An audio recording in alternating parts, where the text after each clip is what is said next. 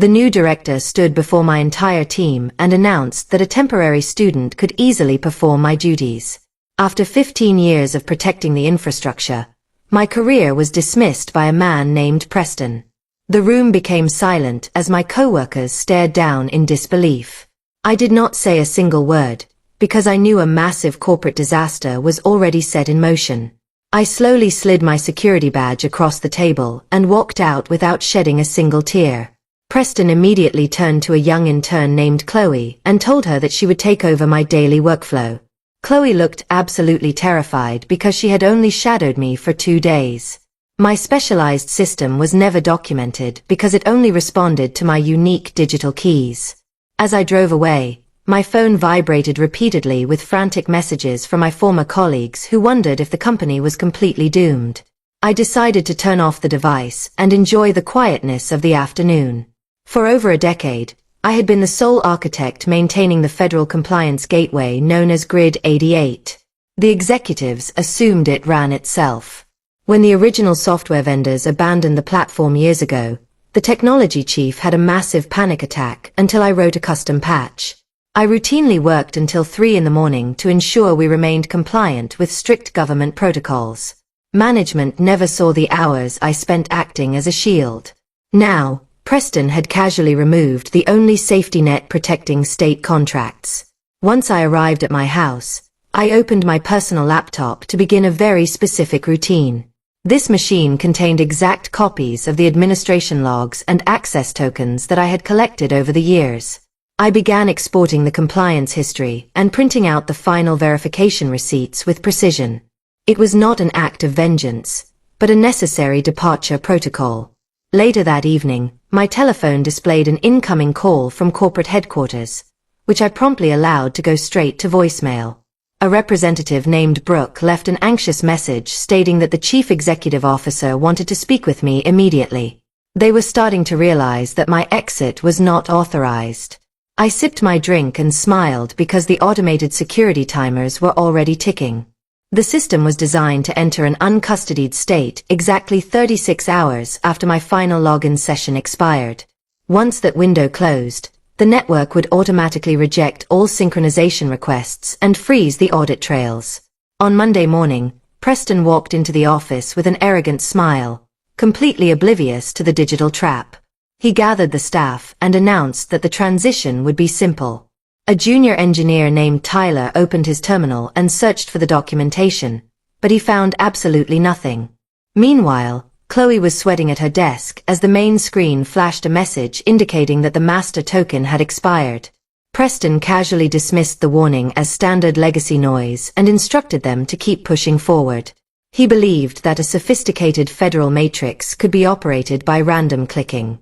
From the comfort of my living room, I authorized the permanent revocation of my administrative credentials. The monitor displayed a warning stating that removing the custodian's signature would initiate a total compliance lockdown. I clicked the confirmation button without hesitation, watching the screen fade into complete darkness as the loop began. The core infrastructure was now running on borrowed time, and nobody inside possessed the password. During the afternoon status meeting, Preston asked his team if they were experiencing smooth sailing with the new assignments. Chloe weakly explained that the terminal was repeatedly rejecting her credentials and demanding a historical signature verification. Preston rolled his eyes and promised to escalate the issue to the technology department. He did not understand that the federal government required a certified signature to validate transactions. By Tuesday morning, the chief technology officer named Garrison received an automated high-priority alert on his computer screen. The message stated that the compliance bridge had failed to synchronize with the central registry for over 20 hours. Garrison stared at the flashing red text in absolute horror because a broken audit trail meant the entire operation was illegal. He ran a trace and discovered the system locked out. Downstairs in the legal department, Brooke noticed that the mandatory quarterly custodial files were completely empty. She immediately called Preston to demand an update on the transition paperwork for the federal accounts. Preston confidently told her that the situation was under control and that they were simply modernizing the older processes. Brooke warned him that the government would halt their operations if a custodian was not registered immediately. Garrison suddenly stormed into the office of Preston without knocking, slamming his laptop onto the desk to show him the failing registry. He shouted that the federal authorities would suspend their primary operating license if the synchronization errors were not resolved. Preston flustered and claimed that they could easily fix the digital keys by using the intern.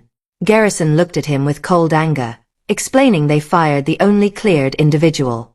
While the office descended into absolute chaos, I sat at my kitchen table eating breakfast and reviewing a draft email.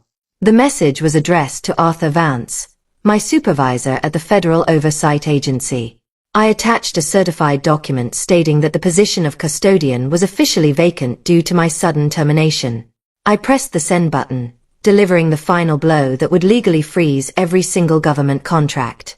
When Wednesday arrived, a heavy silence blanketed the entire corporate building as employees began to notice the system failures.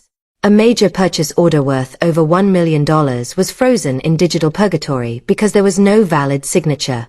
The Department of Energy sent an urgent message requesting the identity of the current compliance officer. Preston continued to tell the staff that these errors were just temporary glitches. My former colleague sent me multiple private messages throughout the afternoon, asking if I knew why the network was completely inaccessible. I did not reply to any of them because I was fully enjoying my newfound freedom away from corporate stress. I had spent 15 years protecting that fragile environment, and now it was crumbling under executive arrogance. The managers never understood that the quietest workers hold the roof up. At nearly 8 p.m. that evening, Preston received an emergency phone call from the head of procurement while sitting at home.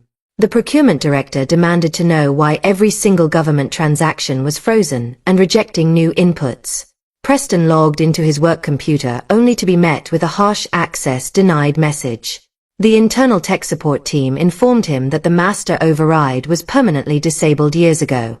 The technician explained that unless Valerie manually restored her token, the entire system would enter a total lockdown the following morning. Preston felt a wave of absolute terror wash over him as he quickly drafted a desperate email to my personal address. He pleaded for my assistance to resolve a minor technical issue.